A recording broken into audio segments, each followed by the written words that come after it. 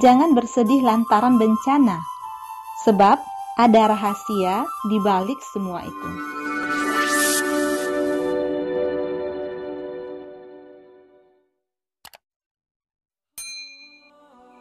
Seorang sejarawan dan sastrawan Mesir, Ahmad bin Yusuf, menyebutkan dalam sebuah bukunya yang sangat mengagumkan, Al-Mukafa'ah wa Husnul Uqbah. Manusia telah mengetahui bahwa pemecah masalah, yakni lenyapnya kesedihan dan kepedihan, dengan sesuatu yang sebaliknya, yaitu sesuatu yang pasti adanya. Ia tahu bahwa lenyapnya malam menandakan munculnya siang. Namun, kelemahan tabiat manusia selalu saja mengiringi jiwa pada saat terjadinya bencana. Jika tidak diobati, maka akan bertambahlah penyakitnya dan akan semakin besar cobaannya. Masalahnya adalah bahwa jiwa harus diberi kekuatan baru pada saat berada dalam kesulitan.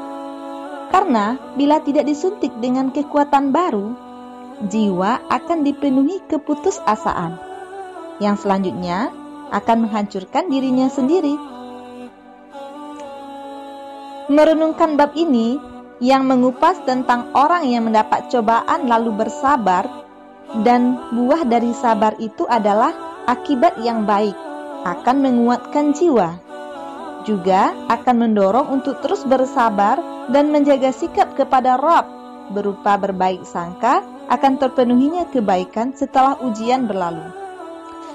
Dalam penutup bukunya, dia mengutip penuturan Bazar Jamhar.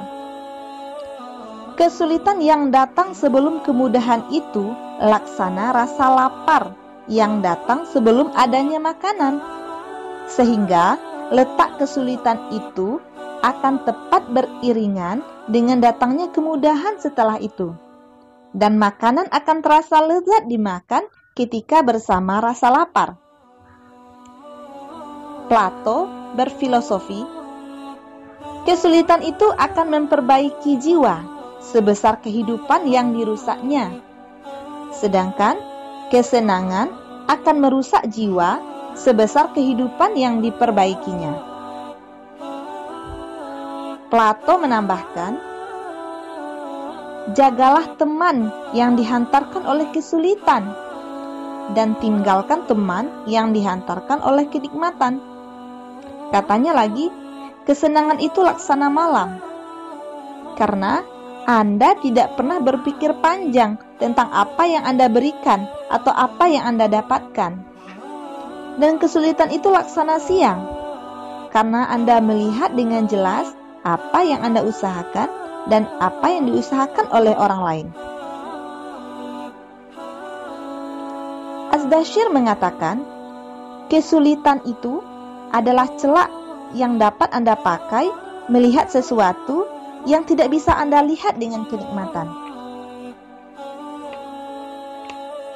Katanya lagi, sendi kemaslahatan dalam kesulitan itu ada dua.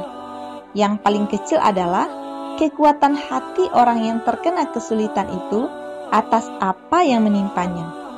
Sedangkan yang terbesar ialah menyerahkan sepenuhnya kepada Zat yang memilikinya dan Zat yang memberi rizki.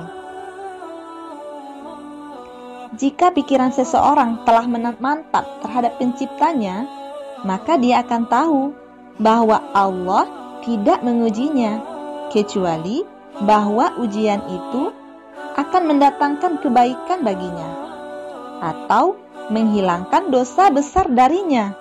Dengan demikian, ia akan selalu mendapatkan keuntungan yang terus berkelanjutan, tiada henti. Namun sebaliknya, jika pikiran seseorang tercurah untuk sesama makhluk, maka akan banyak sisi negatifnya, pula penuh dengan kepura-puraan.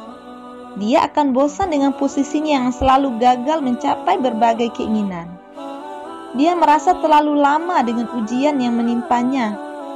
Dia berpikir apa yang diharapkan akan segera berakhir. Dan dia takut dengan hal-hal yang tidak menyenangkan. Padahal bisa saja semua itu tidak pernah terjadi padanya.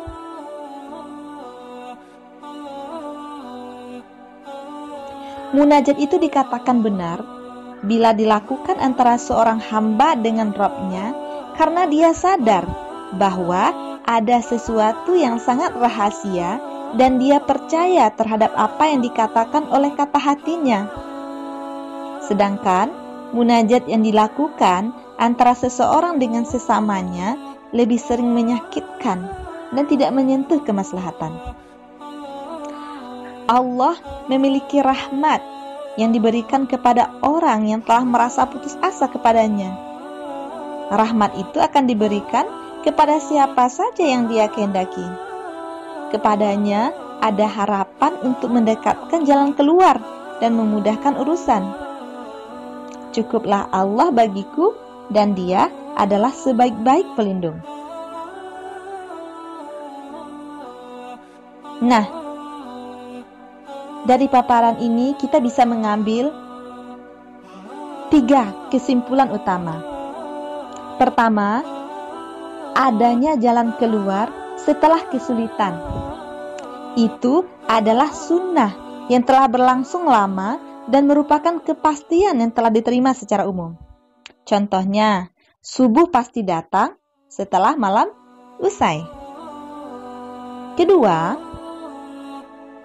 hal-hal yang tidak disukai justru akan banyak memberikan manfaat dan faedah yang lebih bagus dan lebih baik terhadap hamba dalam kehidupan beragama dan keduniaannya ketimbang hal-hal yang ia sukai. Ketiga, yang memberikan manfaat dan menolak madarat sebenarnya adalah Allah yang Maha Tinggi.